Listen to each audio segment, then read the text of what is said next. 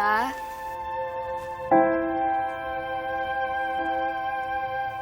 La? Okay lang po kayo? Nanay Nita,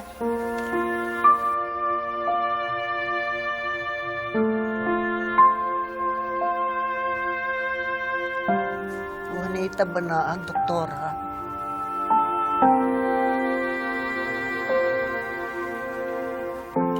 La, alam na po ni Doc Annalyn yung totoo. Pero nabayaran na po ni Doc Annalyn yung utang natin kay Ate Odes.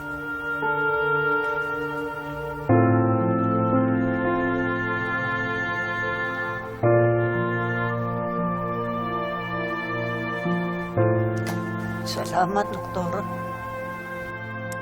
wala po yun, Nay. Basta magpagaling po kayo.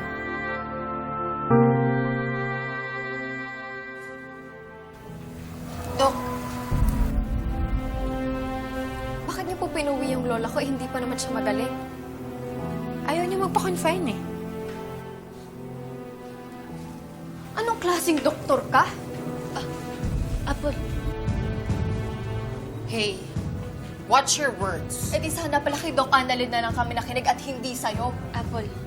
Kasalanan nga ng lola mo dahil ayaw niya magpa-admit. Ano ba? Zoe, huwag mo sisihin yung pasyente kasi call pa rin natin yun eh. Eh, may magagawa ba kung may tinataguan niya siya, di ba? Dapat kasi hindi ka na nakailam eh. Kasi nga suspended ka, di ba? Ano? Suspended ka? Eh, suspended ka naman pala eh. Bakit kami susunod sa'yo? Dapat hindi kami sumusunod sa mga suspended na doktor. Palpak ka, kaya ka na-suspend. Apol. Apol, tama na.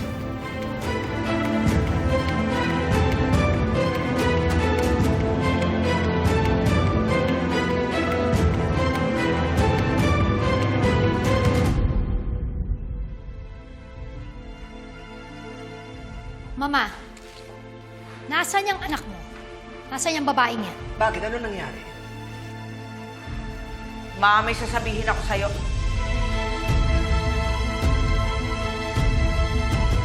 Anong ginagawa mo dito?